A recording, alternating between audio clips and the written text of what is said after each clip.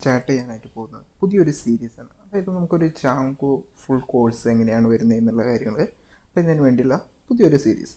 അപ്പോൾ നമുക്കതിൽ ഒരു ജാങ്കോ പ്രൊജക്റ്റ് എങ്ങനെ ക്രിയേറ്റ് ചെയ്യാം, ഒരു പ്രൊജക്റ്റ് എങ്ങനെയാണ് നമ്മൾ മാനേജ് ചെയ്യുന്നത്, ദെൻ സിമ്പിളായിട്ട് ഒരു പ്രൊജക്റ്റിൽ എങ്ങനെ വർക്ക് ചെയ്യും എന്നുള്ള കാര്യങ്ങളൊക്കെ ആയിരിക്കും നോക്കുന്നത്.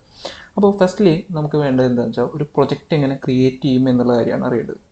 അപ്പോൾ അതിനുവേണ്ടി ആദ്യം നമുക്ക് എന്ത് ചെയ്യണം, ഒരു വെർച്വൽ എൻവയോൺമെൻറ്റ് വേണം.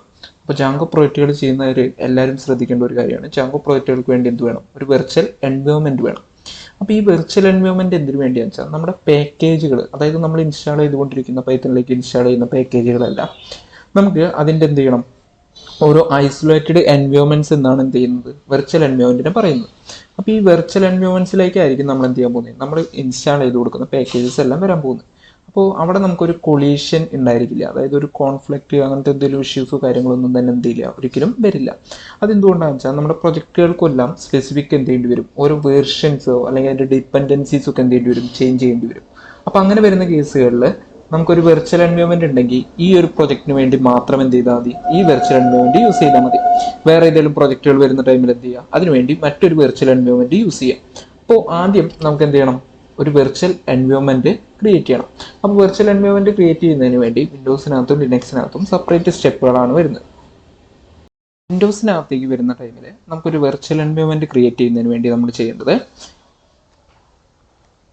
python-m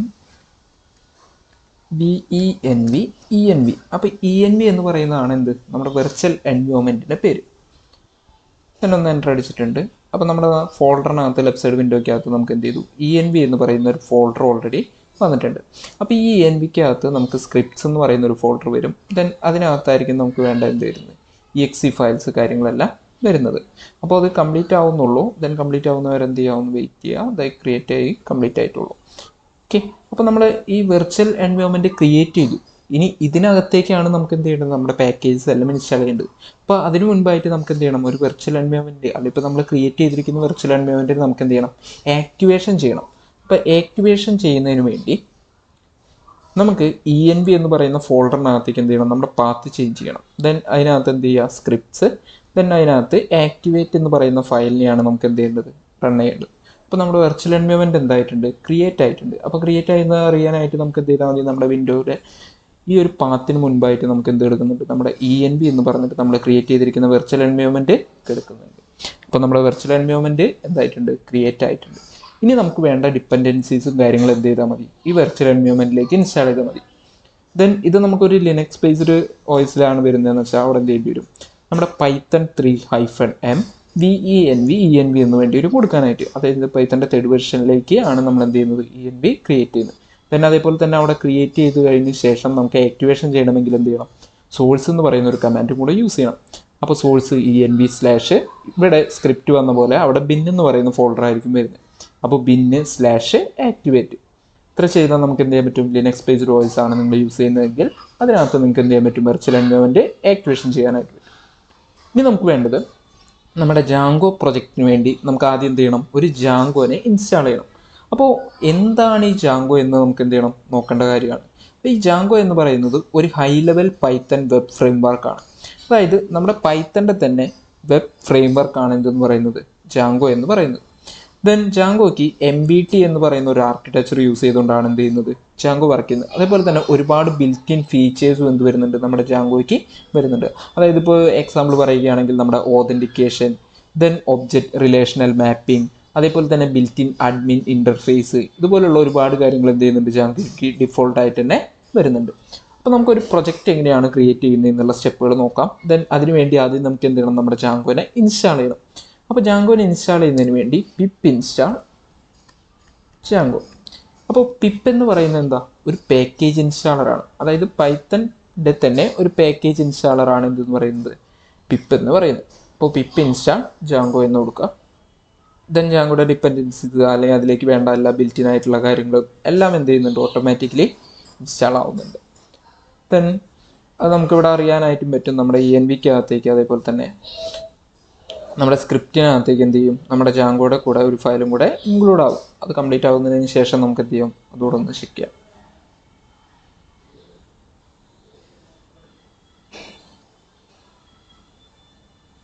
ഇതാ കംപ്ലീറ്റ് ആയിട്ടുണ്ട്. അപ്പോൾ ജാങ്കോ അഡ്മിൻ ഡോട്ട് exe എന്ന് പറഞ്ഞിട്ട് എന്ത് ചെയ്തിട്ടുണ്ട്, നമ്മുടെ ജാങ്കോ ഓൾറെഡി നമ്മുടെ ENVക്കകത്തേക്ക് ഇൻസ്റ്റാൾ ആയി കഴിഞ്ഞിട്ടുണ്ട്. ഇനി നമുക്ക് എന്ത് ചെയ്യണം, നമ്മുടെ ഒരു പ്രൊജക്റ്റ് ക്രിയേറ്റ് ചെയ്യണം. അപ്പോൾ പ്രൊജക്റ്റ് ക്രിയേറ്റ് ചെയ്യുന്നതിന് വേണ്ടി നമുക്ക് എന്ത് ചെയ്യണം, ഒരു കമാൻഡ് റൺ ചെയ്യാനായിട്ടാണ് ഉള്ളത്. ഇത്രേ ഉള്ളൂ. Django hyphen admin start project. Then പ്രൊജക്റ്റിന് നമുക്ക് എന്ത് വേണം, ഒരു പേര് വേണം. അപ്പോൾ ഞാനിപ്പോൾ എന്ത് ചെയ്തു, പ്രൊജക്റ്റ് എന്ന് തന്നെയാണ് എന്ത് ചെയ്യുന്നത്, പ്രൊജക്റ്റിന് വേണ്ടി പേര് കൊടുക്കുന്നത്. അപ്പോൾ Django hyphen admin start project. Project എന്ന് പറയുന്നത് നമ്മുടെ പ്രൊജക്റ്റിൻ്റെ പേരാണ്. ഓക്കെ, ദെൻ നമുക്കിവിടെ ഒരു സ്പെല്ലിംഗ് മിസ്റ്റേക്ക് വന്നിട്ടുണ്ട്, അതെന്ത് ചെയ്യാമെന്ന് കറക്റ്റ് ചെയ്യാം. അപ്പോൾ നമ്മുടെ ENV എടുക്കുന്നതോടെ തന്നെ നമുക്ക് എന്ത് വന്നിട്ടുണ്ട്, പ്രൊജക്റ്റ് വന്നിട്ടുണ്ട്.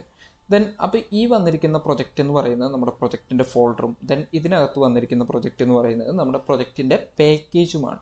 ഓക്കെ, ദെൻ ആ പാക്കേജിനകത്ത് init.py ഉണ്ട്, ASGA ഉണ്ട്, സെറ്റിങ്സ് ഉണ്ട്, URLs ഉണ്ട്, WSGA ഉണ്ട്, manage.py ഉണ്ട്.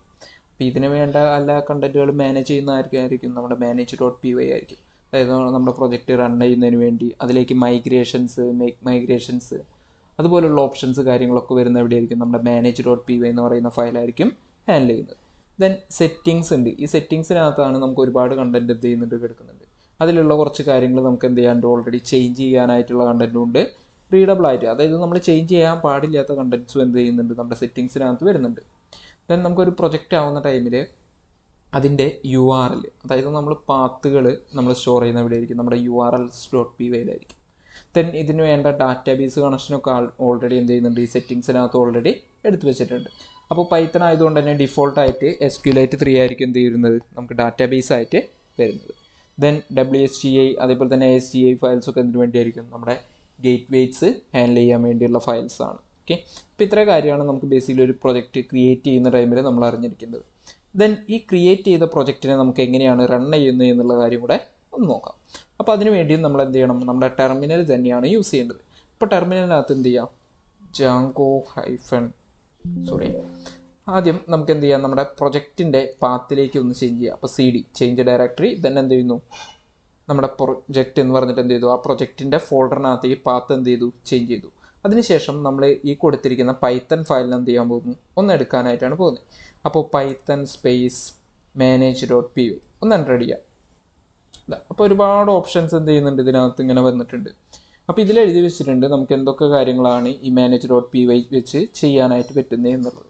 ഓക്കെ, അപ്പോൾ ഇതിൽ നിന്ന് നമുക്ക് വേണ്ടത്, നിലവിലിപ്പോൾ നമ്മൾ യൂസ് ചെയ്യാനായിട്ട് പോകുന്നത് നമുക്ക് റൺ ചെയ്യുകയാണ് വേണ്ടത്. ദെൻ ഈ റൺ ചെയ്യുന്ന കണ്ടന്റ് എവിടെയായിരിക്കും വരുന്നത്, നമ്മുടെ സെർവർ യൂസ് ചെയ്തിട്ടായിരിക്കും, ഇപ്പോൾ ഒരു സെർവറിലേക്കായിരിക്കും എന്ത് ചെയ്യാൻ പോകുന്നത്, റൺ ചെയ്യാനായിട്ട് പോകുന്നത്. അപ്പോൾ പൈത്തൺ manage.py റൺ സെർവർ.